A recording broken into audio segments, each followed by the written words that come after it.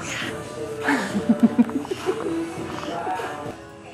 right, podcast take 2. You ready? So tell me how you feel about fitness, Hudson.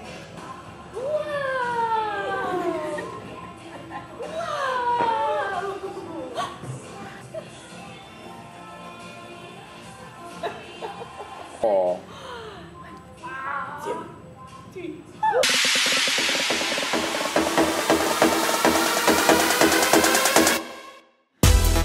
Hi guys, welcome to this week's episode of the Go HQ podcast. I am Amy Bailey.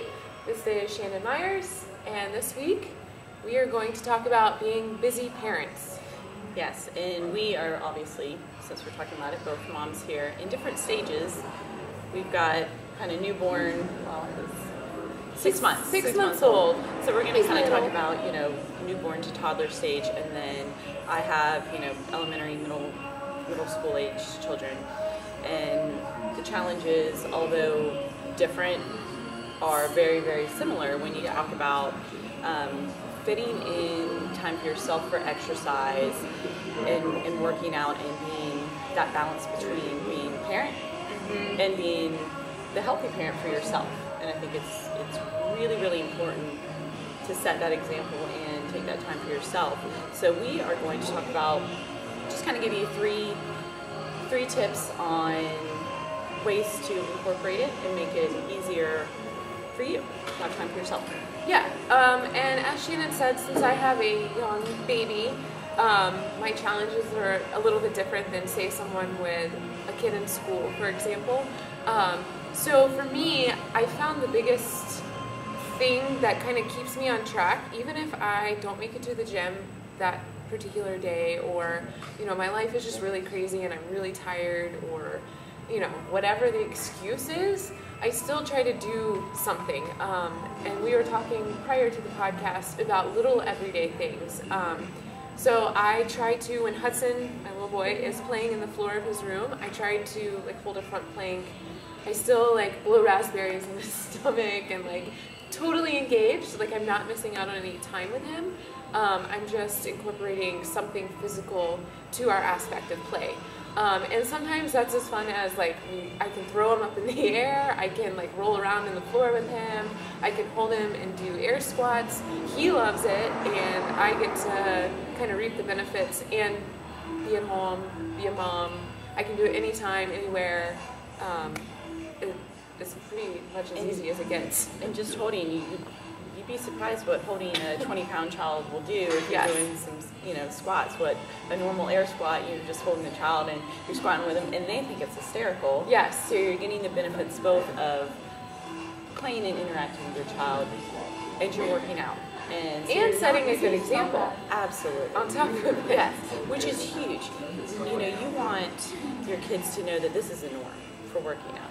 So when they, you set the example when they get older, it's not taboo to work out. That's the norm, is you go and work out. And one of the challenges that I see with elementary school, middle school, high school, you get into that school age, is kids get involved in activities. Yeah. So parents, moms, dads become chauffeurs. Yep. And you're going and they have an hour or 2 hour practice, whether it's football outdoors or you've got gymnastics indoors. Take that time, and yes, I know you want to watch your kids when you practice, and you can, but you can run around the field if you're outside, or walk, or lunge, and take time, watch for a little bit, and then go do some exercises outside. And that's also a great time to, almost everybody knows at least one other parent that's there.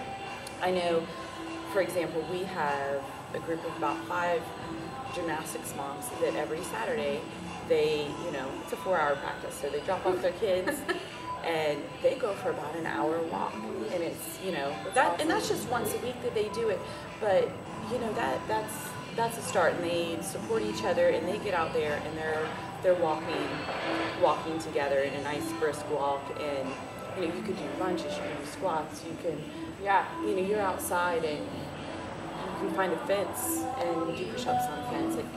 Be creative in what you're doing. And it all counts. It's all something. Absolutely. and you're still there with your kids. You're still there. You know, you're taking the time. You're watching them. You're being super mom, super dad, and all of the Even more so, probably. Exactly. Because I know how many of us we kind of touched on this when we were talking before. It's like, how many parents do you see that are sitting watching practice, I should say, and they're on the phone, and you see this. Get off your phone. Put your phone down, or put it in your pocket, and get up and move. Yeah. Just move. Yeah. This is going to be important. Yeah, we spend enough of our life, like you said, you're a chauffeur from Yes. about age probably 9 or 10 on through high school. It starts even earlier than that these days. But Yeah, exactly. It's like you spend enough time sitting in your car, maybe you sit at work, you're probably sitting home just like dead tired by the end of your day. So it's like, if that's the only time that you force yourself, get off the phone, get out of the chair, like do something, it's going to go a long way. And again, it doesn't have to be the world's craziest activity, just do something. Just moving. Yeah. And, when they're at that toddler age, I know a lot of parents, get together and they take their kids to the playground or whatever. Be active at the playground, play with your kids. Yeah.